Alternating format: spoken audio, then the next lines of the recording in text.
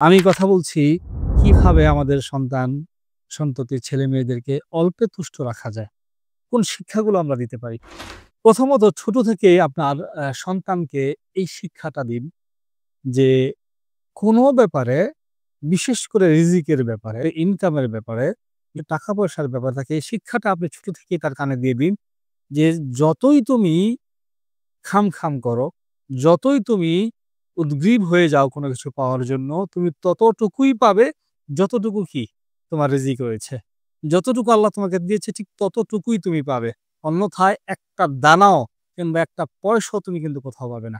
২ number আপনি তাকে এই কথাটা বলুন যে, "এই যে তোমার এই জিনিসটা আছে, একটু লক্ষ্য করে দেখো তোমার প্রতিবেশী, তোমার পাশে যে আছে তার আছে কিনা? তুমি উপরের দিকে দেখো না, এবং তোমার কাছে কি আছে সেটা তুমি লক্ষ্য করো।" ছোট থেকে যখন এই শিক্ষাটা তাকে দিবেন যে তোমার কাছে যা আছে সেটা নিয়ে সন্তুষ্ট থাকো। আরেকজনের দিকে তুমি খুব বেশি গুরুত্ব দিও না। কারণ যখনই তুমি তোমার উপরের দিকে লক্ষ্য করবে তখন তোমার নিজেকে ছোটই মনে হবে। এবং তুমি নিজের দিকে দেখো। তোমাকে আল্লাহ কি দিয়েছেন? তুমি কি পেয়েছো আমার কাছ থেকে? আমি তোমাকে কতটা চেষ্টা করছি তোমার সন্তুষ্ট রাখার জন্য। আল্লাহ তোমাকে কি পরিমাণ রিজিক দিচ্ছে? আল্লাহ কিভাবে তোমাকে সন্তুষ্ট রাখছেন? এই বিষয়গুলো ছোট থেকে তার মাথায় দিন। যে তুমি লক্ষ্য করো তোমার নিচে, উপরে নয়। যেমনটি রাসূলুল্লাহ সাল্লাল্লাহু আলাইহি ওয়াসাল্লাম বলছেন, উনদুরু ইলা মান হুয়া আসফালা মিনকুম। তোমরা তোমাদের নিচে যারা আছে, অর্থাৎ যারা দরিদ্র, যারা সম্পদ কম আছে, তাদের দিকে তাকাও। ওয়ালা তানদুরু মান হুয়া ফাওকাকুম। তোমরা উপরে যারা আছে তাদের দিকে তাকায়ও না। ঠিক এই শিক্ষাটা আপনি আপনার সন্তানকে দিতে পারেন।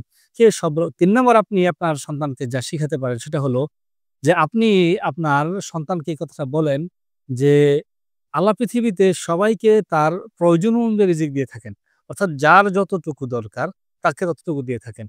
তুমি এমন কারো দিকে লক্ষ্য করো না যে কোটিপতি বা লাখ, লাখ টাকা ইনকাম করে। বরং তুমি তোমার বাবার দিকে লক্ষ্য করো বা তোমার নিজের পরিবারের দিকে লক্ষ্য করো। তারা কি পরিমাণ ইনকাম করে। সে অনুযায়ী তুমি তোমার চাওয়া, পাওয়া কিংবা তোমার যে স্বপ্নগুলো সেগুলো বুনো। যখন তুমি তোমার মাথার মাঝে এমন কোনো কিছু নিয়ে নিবে, এমন কোনো কিছু তুমি চিন্তা করবে যে আমাকে ওটা পেতে হবে। সে যেটা দিয়ে খেলছে আমাকে সেটা দিয়ে খেলতে হবে। সে যা করছে আমাকে তা করতে হবে। সে যা পড়ছে আমাকে তা পড়তে হবে। তখনই দেখা যাবে কনফিডেন্সহীনতায় ভুগবা তুমি।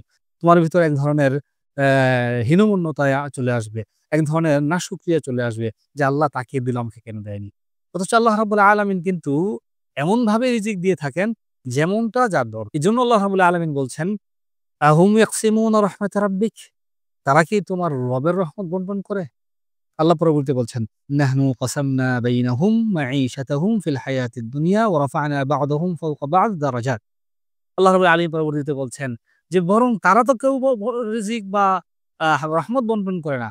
বরং আমরা বা আমি স্বয়ং কি করি? রিজিক বন্টন করি। একজনকে আরেকজনের চাইতে বাড়িয়ে দেই, কাউকে কমিয়ে দেই। এই বিষয়গুলো আপনি আপনার সন্তানকে ছোট থেকে যখন শিক্ষা দিবেন, তখন তার ভিতরে এই বিষয়গুলো আস্তে, আস্তে বড় হতে থাকবে এবং এভাবে সে তার স্বপ্নগুলো, তার চাওয়াগুলো, তার পাওয়াগুলো, তার আশাগুলো সে গুনবে।